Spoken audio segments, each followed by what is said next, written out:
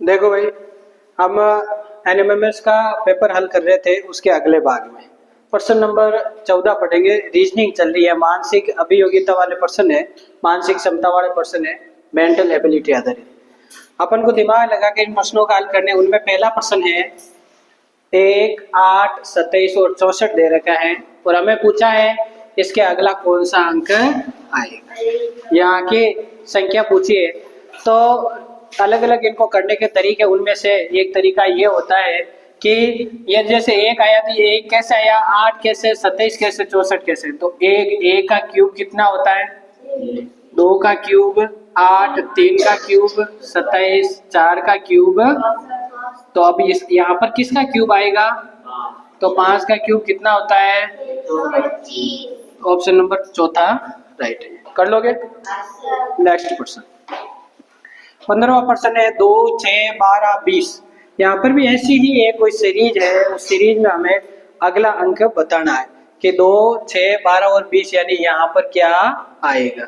तो यहाँ देखो, आराम से देखना, यहाँ इन दोनों के बीच में कितना गैप आ रहा है, 4 का। कितना है, इन दोनों के बीच में कितना गैप है, इन दोनों के बीच में। इस गैप से पता चल रहा है कि हर बार 2 2 बढ़ रहा है। ठीक, तो 4 के बाद 2 बढ़ा तो 6, 6 के बाद 2 बढ़ा तो 8। अब 8 के बाद 2 बढ़ेगा तो कितना गैप होना चाहिए, तो 20 में 10 जुड़ेगा तो कितना उत्तर आएगा।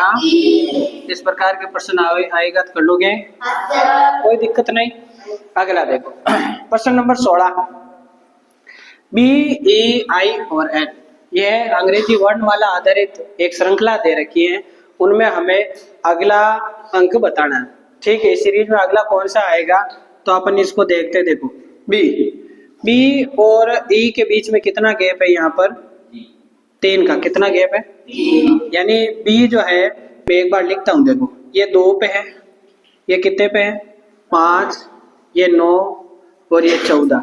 हमने ये देखा तो इन दोनों के बीच में कितना गैप मिला, 3। इन दोनों के बीच में, इन दोनों के बीच में, इसका मतलब 14 के 5 का अब कितना गैप होना चाहिए, तो 14 में 6 जुड़ेगा तो कितना आएगा, 20 आएगा। तो 20 पे क्या है, यू नहीं टी, 20 पे टी है, 20 पे क्या आ जाएगा। देख वापस देख लो एक बार, 2 का गैप है यहाँ पर, फिर नहीं 3 का गैप है, फिर 4 का, फिर 5 का, है ना। 9 से 14 5, फिर 5 का, तो 6 का गैप, 6 यानी कि 14 में 6 जुड़ेंगे तो कितना आएंगे, 20 आएंगे। और 20 पे क्या है, कोई दिक्कत नहीं। नेक्स्ट चले, तो यहाँ आ जाएगा आपके टी। अगला देखो, इसी प्रकार की एक श्रृंखला यहाँ एक और दे रखी है, उस श्रृंखला में हम समझेंगे 3, 5, 9 और 17। यह आपके सामने संख्याएं दे रखी है, उनको अपन ध्यान से देखेंगे कि इन दोनों के बीच में कितना अंतर आ रहा है, 3 और 5 के बीच में 2 का, कितने का अंतर है, 2 का अंतर है। फिर यानी +2 और आगे क्या हो रहा है, इनके बीच में 4 का गैप है। फिर क्या हो रहा है, 8 का गैप है। कितना है, इसका मतलब अब कितना होगा, यानी 2 का दुगुना हुआ 4, 4 का दुगुना हुआ 8, 8 का दुगुना होगा तो कितना होगा प्लस के, तो 17 में जब 16 जुड़ेंगे तो आपके कितना आ जाएगा, तो ऑप्शन नंबर 2 है।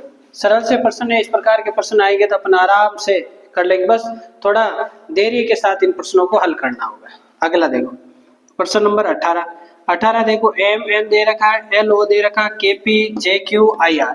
देखो हालांकि अपन उसके अंदर पढ़ेंगे, पूरा चैप्टर अलग से करेंगे विस्तार से। कौन सा, ये अंग्रेजी अल्फाबेट वाला, जिसके अंदर किसके विपरीत कौन सा शब्द आता है, वो पूरा मैं अलग से आपको समझूंगा। जैसे ए होगा तो ए के विपरीत कौन सा आएगा, जेड आएगा। बी के विपरीत क्या आएगा, वाई आएगा। सी के विपरीत क्या आएगा, एक्स आएगा, है ना। उसके बाद में डी के विपरीत डब्ल्यू आएगा। फिर आपके डी के बाद में ई के साथ में क्या आ जाएगा, क्या आ जाएगा, ठीक है। इस प्रकार से अपन आगे से आगे करते चलेंगे। तो इनको करने का तरीका मैं आपको उसका अलग से आपको समझा दूंगा, पूरा चैप्टर लेके कि कौन सा किसके विपरीत है और इस प्रकार के प्रश्न कौन कौन से अपने बन सकते हैं। ये उससे भी पता चल रहा है, देखो एम एन का विपरीत है, एम एन का क्या है विपरीत, एल ओ भी आपस में क्या है विपरीत, के पी भी आपस में क्या है विपरीत, या जे क्यू और आई आर, तो इनमें विपरीत वाला एक ही विकल्प है एच एस। ठीक है, अपन उसको पढ़ेंगे, अभी आपको विपरीत वाले से मैं नहीं करवा रहा हूँ, इसको करने का आपको तरीका बता रहा हूँ।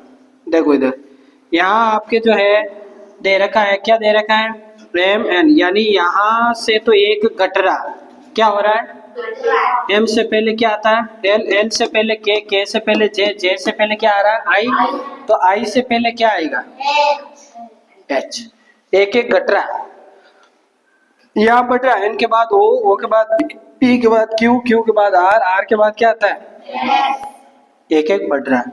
कौन सा विकल्प सही होगा दूसरा। कर लोगे इस प्रकार के प्रश्न।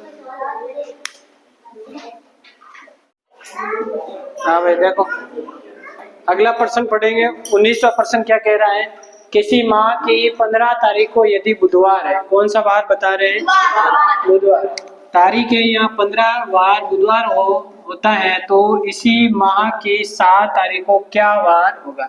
15 को तो क्या है बुधवार, हमें वेग चलना है ना, वेग चलना है और हमें कौन सी तारीख का वार बताना है 7 तारीख। तो वैसे तो आप ये तो सरल ही है, आप बेक एक एक बार गिन के भी पीछे आ सकते हैं, लेकिन क्या करना है कि 15 में से आपको क्या कर देना है 7 घटाना है। कितने घटाना है, इन दोनों का अंतर कितना है 15 और 7 के बीच में, घटा दो एक बार 7 कितना है 8, 8 है, 8 के अंदर आपको 7 का भाग देना, किसका भाग देना 7 का भाग दिया, कितने बचे एक साथ, तो 7 तो शेषफल कितना बचता है शेषफल पे डिपेंड करता है, 7 का भाग दिया एक बार गया, शेषफल कितना बच रहा है आपके एक, तो एक शेषफल बच रहा है, इसका मतलब ये हुआ बेग जा रहे ना, इसलिए बुधवार से पहले कौन सा दिन आता है तो यहाँ कौन सा वार आएगा किस किस के मंगलवार आया। वैसे आपने जो निकाला वो गिन के निकाला, मैं इसका अलग से आपके कैलेंडर वाला एक चैप्टर पूरा ही करूंगा, इसमें इस प्रकार के सभी प्रश्न अपन आराम से हल कर लेंगे। अभी तो मैं आपको शॉर्ट में बता रहा हूँ इस प्रकार के, यहाँ फिर अलग अलग महीनों के आएंगे कि आज जनवरी के 21 तारीख को बुधवार है, तो आप मार्च की 23 तारीख को क्या वार होगा, फिर कब गिनोगे इतना टाइम नहीं मिलेगा ना, तो उसको करने का अपने पास में कैलेंडर का पूरा चैप्टर पढ़ेंगे, उस चैप्टर से अपने एक एक प्रश्न को हल करना सीखेंगे, कैसे इन प्रश्नों को हल किया जाता है। अभी वैसे मैंने सरल तरीके से बताया, या 7 घटाया शेषफल, ये पूरा कैलेंडर शेषफल पे चलता है। ठीक है, तो एक बचा तो एक घटा दिया, या बुधवार में से एक मंगलवार, और आपने गिना उसमें भी कितना आया हो जाएगा।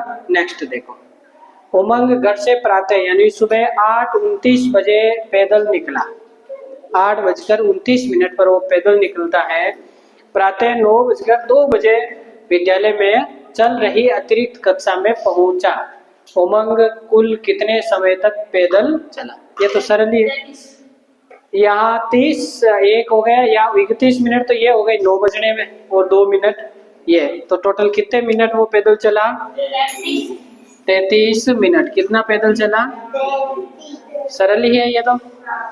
वर्ष 2012 के ठीक बाद लीप वर्ष होगा। अब लीप वर्ष को समझो, हम कैसे समझेंगे, देखो उसमें 2 चीजें आपको ध्यान रखनी, कितनी लीप वर्ष, लीप वर्ष का मतलब हमें ये रहेगा जिसे अधिक वर्ष कहते हैं, क्या कहते हैं आपने किताबों के अंदर पढ़ा होगा कि कई बार तो आपके 365 दिन होते हैं, कहीं 365 आप गिनते हो, तो क्या ऐसा होता है कि 365 दिन होते हैं, एक वर्ष में कितने दिन होते हैं 365 दिन, कितने होते हैं 65, तो वो सवा क्या होता है, यानी 3 साल बाद में एक दिन बढ़ता है, चौथे साल यानी 4 साल में कुल मिला के कितना दिन बढ़ जाता है, एक दिन बढ़ता है। उस साल फरवरी 29 दिन की होती है, कितनी होती है 29 दिन की होती है।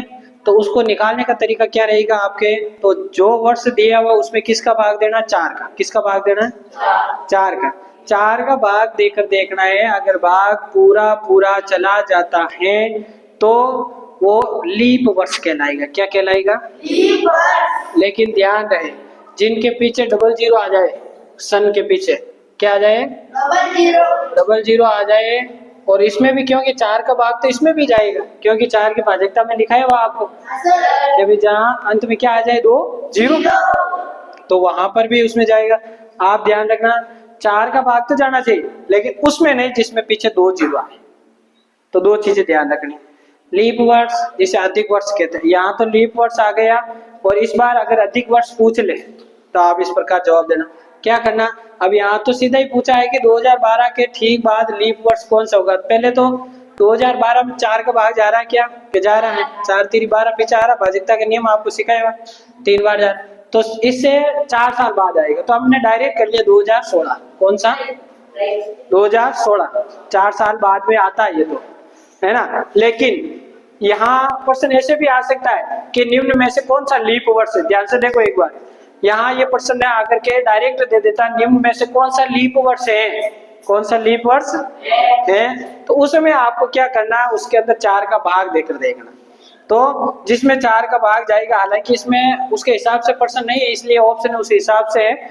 अगर ऐसा प्रश्न आया तो फिर उन सभी ऑप्शन में आपको किसका भाग देकर चेक करना होगा, 4 का भाग दोगे तो उस समय आपको पता चल, जिसमें 4 का भाग पूरा पूरा जाता है वो क्या होगा, आपका लीप वर्ष।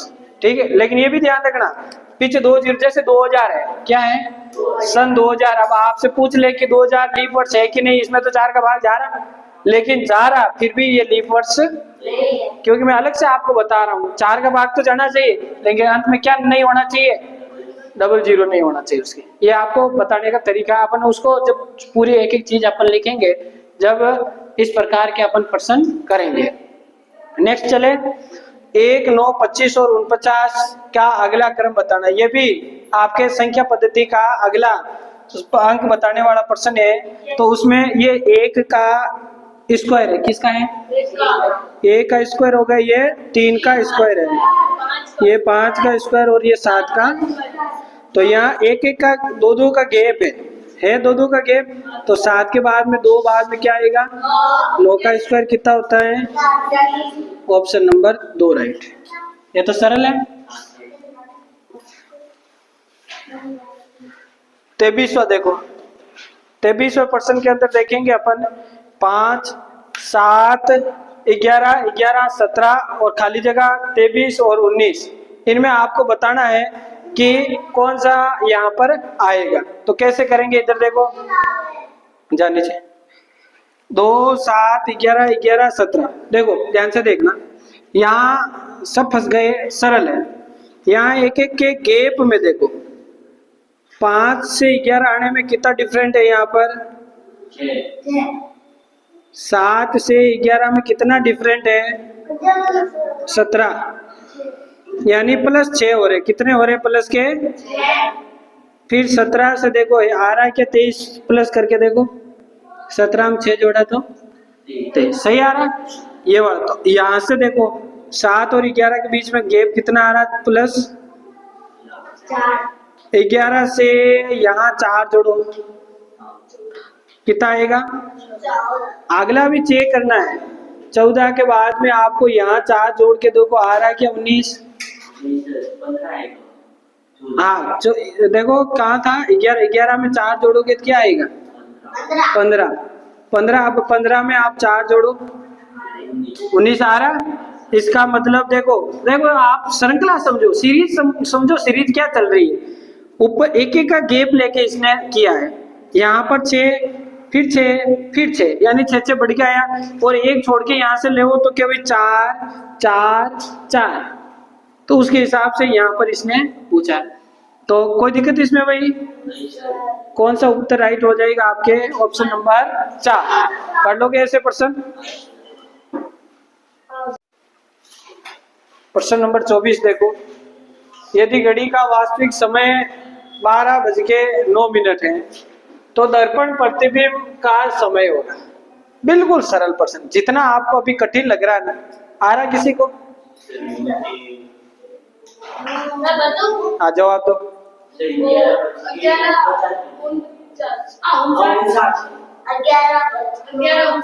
बस अब करें, जितना आपको ये कठिन दिखता है उतना कठिन ये प्रश्न है नहीं। अपन इस प्रश्न को करने के थे। हालांकि मैं घड़ी वाला आपको अलग से एक चैप्टर करूंगा, उसके अंदर आपके जितने भी घड़ी से संबंधित प्रश्न बनते हैं उन सभी प्रश्नों को अपन एक साथ में हल कर लेंगे। यहाँ मैं ये बता रहा हूँ इस प्रश्न को हल करते हैं तो करते हैं कैसे, देखना। कभी भी इस प्रकार का प्रश्न आ जाए तो उस समय जो भी समय दिया हुआ होता है, जो भी समय दिया हुआ होता है उस समय को आपको यहाँ कितने बज रहे हैं, 12:09, 12:09 आ रहा है। तो यहाँ 11:60 होते हैं टोटल। 12 में कितने होते हैं, 11:60। कितने होते हैं, 11:60।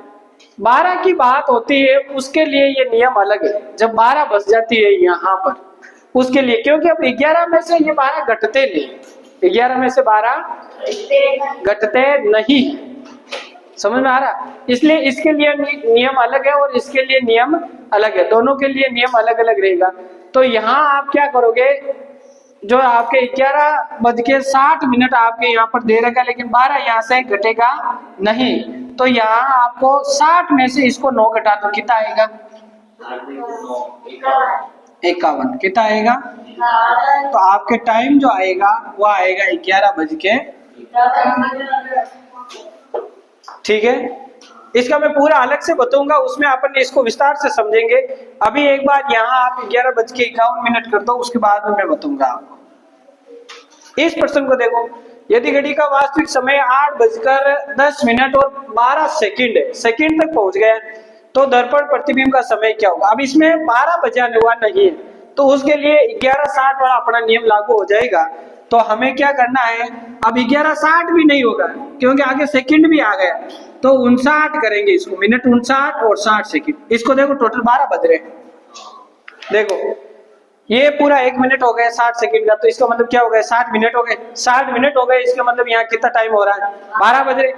ये ही समय रहेगा। अगर यहाँ सेकंड नहीं होता तो हम यहाँ क्या लिख देते, 11:60 में से घटाते, लेकिन यहाँ पर सेकंड आया हुआ है तो हम यहाँ पर 11 × 60 और यहाँ क्या लिख देंगे, 60 सेकंड। इसमें से घटा दो इसको, 8, 10, 12 घटा दो, घटाओ 12 जाएंगे पीछे, कितने बचेंगे, 4 में 8 और 4 48। यहाँ 59 में से 10 जाएंगे पीछे, कितने बचेंगे भाई, 49। और यहाँ 11 में से 8 जाएंगे तो 3 49 48 है क्या ऑप्शन में, ऑप्शन नंबर तीसरा 49 48, ये वाला कर लो कैसे। अभी आपको ज्यादा टेंशन नहीं लेनी है, ये मैं सभी चीजें लिखूंगा आपको कैसे ये होती है। अब ये निकालने का तरीका ये आएगा। अब अपन यहाँ तक पहुंचे ही नहीं थे जब अपन कोशिश कर रहे थे। 26वां प्रश्न समझते हैं। सीरीज वाला प्रश्न है, 5, 10, 17, 26 दे रखा है, बिल्कुल सरल सा प्रश्न है। 5, इसमें 5 का अंतर है, 7 का अंतर है, 9 का अंतर है। अब कितना अंतर आना चाहिए, 2 बढ़ रहा है, तो 26 में 11 जोड़ेंगे, 7 और 3 37, ऑप्शन नंबर 2 राइट है। आगे कहाँ पूछा है, हाँ चेक कर लो, 11 का अंतर है, आगे कितना होगा 13, तो कितना आ रहा है 50। चेक करने पर आ गया। नेक्स्ट, चेक करना जरूरी है, नहीं तो कई बार यहाँ तक सीरीज चलती है और पीछे वाले उत्तर आते ही नहीं, तो वो सीरीज वहां पर गड़बड़ हो जाती। प्रश्न नंबर आपके 27 देखो, 80 दे रखा, यहाँ खाली जगह है 48, 35, 24 और 15। अब यहाँ पीछे से चलते हैं अपन, 15 से 24 तक आने के लिए कितना गैप था, यहाँ पर कितना था 9, यानी 15 में 9 जोड़ा तो 24, और 24 में 11 जोड़ा तो 35, यानी 2 बढ़ के जोड़ा। 35 में कितने जोड़ेंगे तो 48 आएंगे, 13 आ रहा, देखो 13 का गैप है, तो 9, 11, 13, इसका मतलब 2 बढ़ रहा है, तो 13 में 2 जोड़ो 15, तो 48 में 15 जोड़ेंगे तो कितना आएंगे, 8 और 5 कितने हो गए, 13 का 3 असल 1, 4 1 5 और 1 6 63। आगे चेक करो, 15 तक था, अब यहाँ कितने गैप आना चाहिए, 17, तो 63 में 17 जोड़े कितना आ गए, ये गैप आ रहा है, इसमें लिख लो। नेक्स्ट देखो कौन सा प्रश्न है, 28वां। 3, 5, 6, 10 और 9 यहाँ रिक्त स्थान दे रहेगा और 12 और 20 दे रहेगा। इधर देखो यहाँ ये सीरीज चल रही है, 3 का दुगुना 6 यानी 3 में 3 जोड़ा तो 6, 6 में 3 यानी +3 हो रहे हैं, हर बार क्या हो रहे हैं +3। तो यहाँ 9 से देखो +3 आ गए यहाँ तक। ये सीरीज देखो +5 हुआ, 10 आया, 10 में 5 जोड़ेगा तो क्या आएगा 15, 15 में 5 जोड़ के देखो 20 आ रहा है क्या, इसका मतलब 15 राइट है, ऑप्शन नंबर 3 राइट है आपका। हो गया।